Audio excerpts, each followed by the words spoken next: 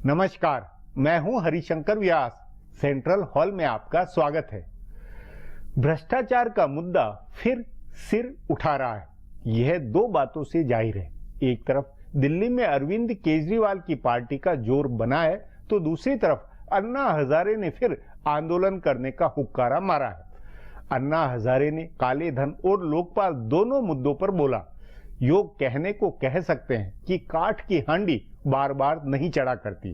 अन्ना हजारे अब चूक गए आंदोलनकारी है, पर ऐसा सोचना गलत होगा, इसलिए कि इस समय देश में मोदी समर्थन और मोदी विरोध के सफेद काले रंग की राजनीति है। या तो मोदी को समर्थन है या मोदी का विरोध। सिविल सोसाइटी, एनजीओ, वामपंथी, कांग्रेस, जनता दल, परिवार, क्षेत्रीय पार्टियां सब ताक में है कि अन्ना हजारे या उन जैसा कोई आगे आए और सरकार के खिलाफ माहौल बने। काले धन और लोकपाल के अलावा अन्ना हजारे ने भूमि अधिग्रहण का मसला भी उठाया। मतलब अन्ना हजारे के इर्द गिर्द ऐसे सलाहकार हैं जो भड़का रहे हैं, जो ऐसे आंदोलन की भूमिका बना रहे हैं जिसके पीछे तमाम तरह की राजनीतिक ताकतें आ खड़ी हो। इसलिए अन्ना हजारे का मसला गंभीर है। रोजमर्रा के काम में आम आदमी का सरकारी कर्मचारी से सामना भ्रष्टाचार के साथ होता है। यही आम आदमी की दुखती नब्ज है। इसी को अन्ना हजारे फिर पकड़ने की सोच रहे हैं। आज इस पर चर्चा है, मगर उससे पहले गपशप और खास सुर्खियां। शुरुआत सियासी गपशप से करते हैं।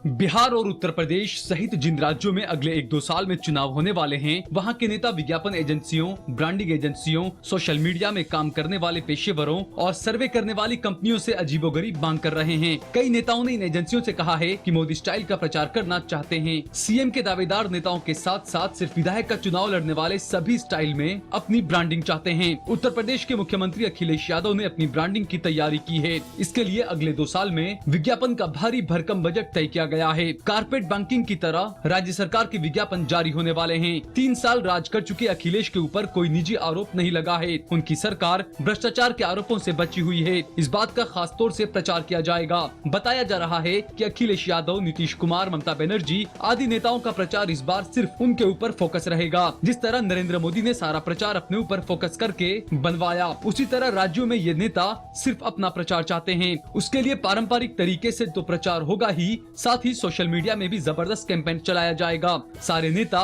बहुत बारीकी से दिल्ली में अरविंद केजरीवाल के प्रचार को देख रहे हैं। उनको लग रहा है कि केजरीवाल ने प्रचार के सहारे ही मोदी को टक्कर दी है, इसीलिए वो भी प्रचार के जरिए ही मोदी से लड़ेंगे।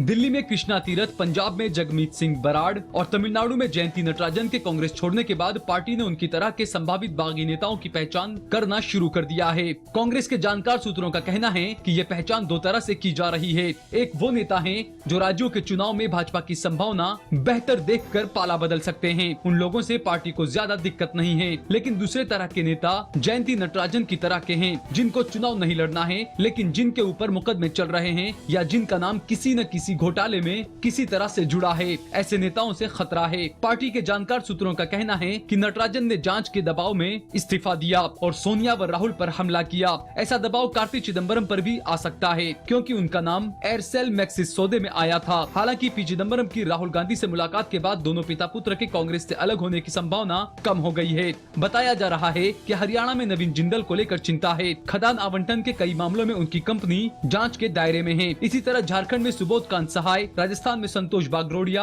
आंध्र प्रदेश में दासरी नारायण राव, महाराष्ट्र में नारायण राणे और केरल में शशि थरूर का मामला है। इनको लेकर भी पार्टी चिंता में है।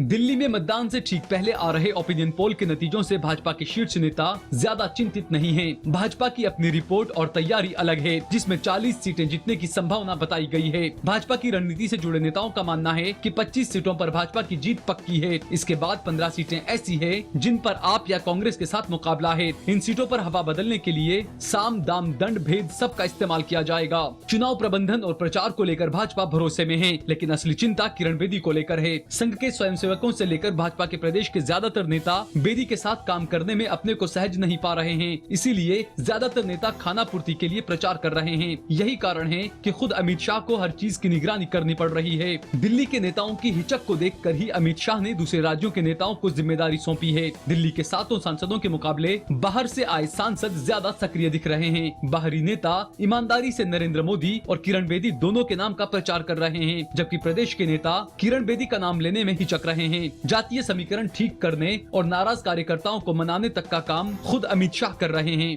अब आज की सुर्खियां ये लीक से कुछ हटकर है और इनसे देश की दशा दिशा को बूझ सकेंगे।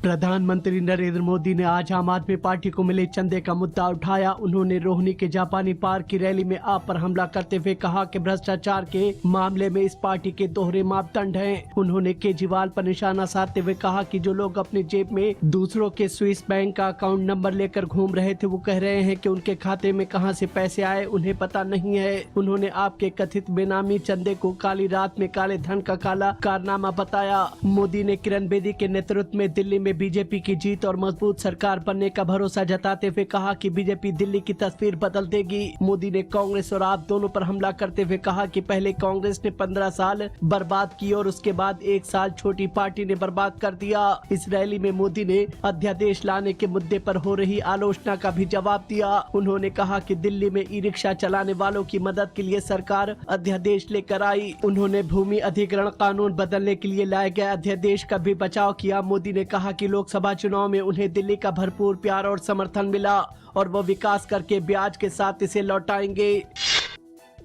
दिल्ली में मतदान से 4 दिन पहले आज भारतीय जनता पार्टी ने दिल्ली के लिए एक दृष्टि पत्र जारी किया। बीजेपी ने इस दृष्टि पत्र में दिल्ली का विकास करके उसे एक विश्व स्तरीय शहर बनाने और महिलाओं की सुरक्षा पर खास ध्यान देने का वादा किया है। बीजेपी ने प्रशासन में पारदर्शिता लाने का भी वादा किया है। दिल्ली को पूर्ण राज्य का दर्जा दिए जाने के मसले पर बीजेपी ने अपने विजन डॉक्यूमेंट में खामोशी बरती है। दृष्टि पत्र जारी करते हुए बीजेपी के मुख्यमंत्री पद की दावेदार किरण बेदी ने कहा कि दिल्ली में हर वर्ग के लोगों का विकास सुनिश्चित किया जाएगा, प्रशासन को पारदर्शी बनाया जाएगा, दिल्ली पुलिस को जवाबदेह बनाया जाएगा और दिल्ली को एक विश्व स्तरीय शहर में तब्दील किया जाएगा। पार्टी ने बिजली की दरों के बारे में भी कोई वादा नहीं किया है। सिर्फ इतना कहा गया है कि गरीब परिवारों को रियायती दर पर बिजली उपलब्ध कराई जाएगी। पिछले चुनाव में बीजेपी ने बिजली दरों में कटौती का बड़ा मुद्दा बनाया था। दिल्ली को पूर्ण राज्य का दर्जा दिए जाने के सवाल पर कार्यक्रम में मौजूद केंद्रीय मंत्री निर्मला सीतारमन ने कहा कि इस बारे में फैसला करने से पहले केंद्र सहित सभी पक्षों से बातचीत की जाएगी।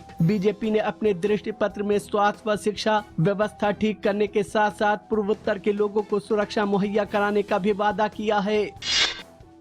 आम आदमी पार्टी के नेता अरविंद केजरीवाल ने आरोप लगाया है कि दिल्ली में इलेक्ट्रॉनिक वोटिंग मशीनों से बड़े पैमाने पर छेड़छाड़ की जा रही है। उन्होंने ट्वीट करके बताया है कि कल दिल्ली के छावनी इलाके में ईवीएम की जांच हुई थी, जिसमें ये पाया गया है कि कोई भी बटन दबाने पर बीजेपी के सामने की बत्ती जलती थी, यानी कोई भी बटन दबाने पर वोट बीजेपी के खाते में दर्ज हो रहे थे। हालांकि केजरीवाल ने ये नहीं बताया कि ईवीएम का ये परीक्षण कहाँ किया गया, लेकिन आधिकारिक सूत्रों का कहना है कि ईवीएम का इस तरह का परीक्षण किया जाता है और ऐसे अचानक होने वाले परीक्षणों के समय जनप्रतिनिधियों को साथ रखा जाता है। रिजर्व बैंक ऑफ इंडिया ने नीतिगत ब्याज दरों में कटौती नहीं की है। करीब 2 हफ्ता पहले अचानक आरबीआई ने ब्याज दरों में 0.25% की कटौती की थी और तब से उम्मीद की जा रही थी कि मौद्रिक समीक्षा में 0.25% की और कटौती हो सकती है, लेकिन आरबीआई के गवर्नर रघुराम राजन ने आज बाजार और आम लोगों को निराश कर दिया।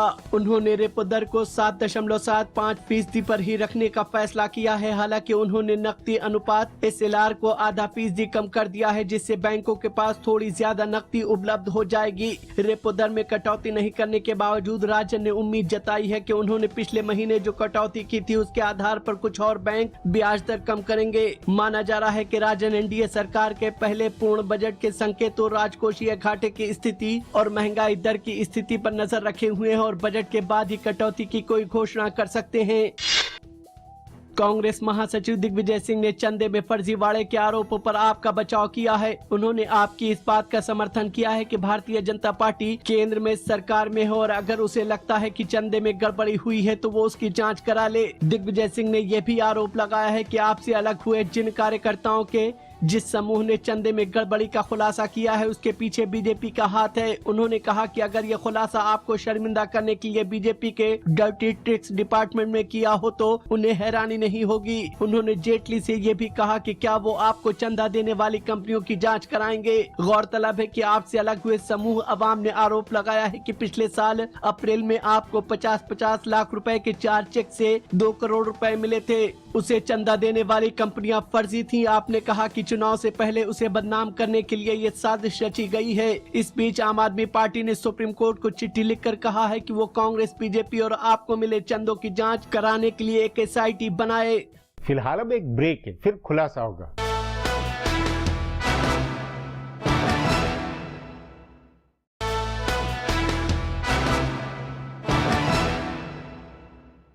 प्रधानमंत्री नरेंद्र मोदी ने दिल्ली की चुनावी रैली में कहा कि वे आला स्तर पर भ्रष्टाचार का समूल खत्म कर दे रहे हैं, जैसे गैस सिलेंडर की सब्सिडी को सीधे गरीब के खाते में ट्रांसफर कराइए। मगर मसला नीचे के स्तर पर सरकारी दफ्तर के भ्रष्टाचार का है, काले धन की पुरानी बहस का है, जिस पर अन्ना हजारे कमर कस रहे। इस पर आगे चर्चा करें उससे पहले देखें मेरा एक खुलासा।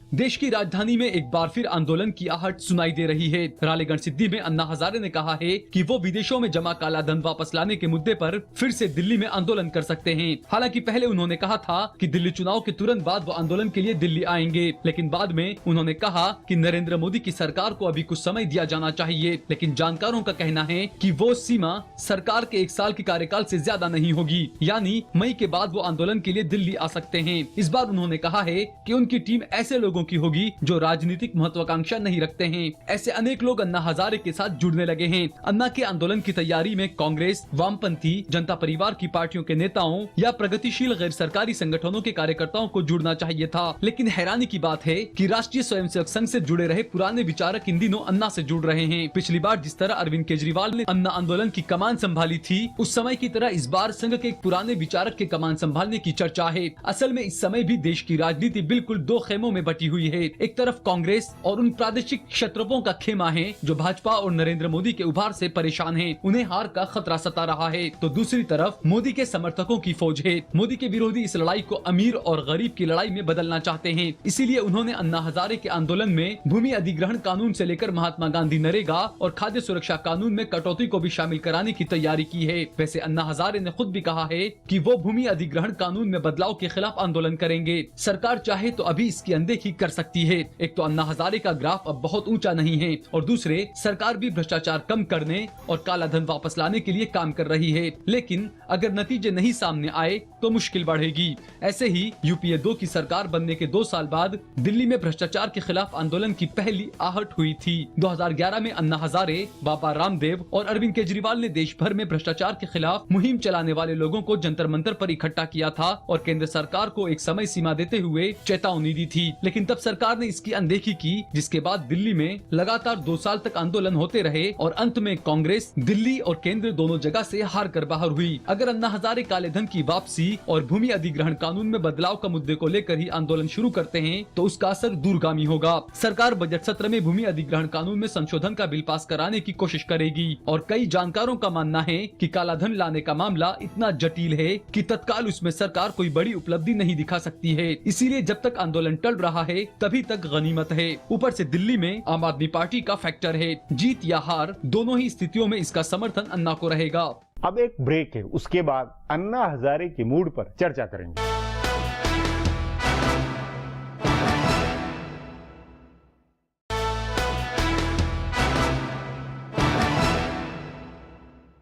नागरिक समाज या कि सिविल सोसाइटी मोदी सरकार के वक्त में अप्रासंगिक है। NGO जमात में छटपटाट है कि उसकी आवाज सुनी जाए, इसलिए अन्ना हजारे उनकी आशा है। तो ममता बनर्जी से लेकर कांग्रेस सब चाहेंगे कि अन्ना हजारे झंडा उठाकर आंदोलन के लिए कूद पड़े। इस पर चर्चा के लिए आज मेरे साथ वरिष्ठ पत्रकार वीरेंद्र कपूर है।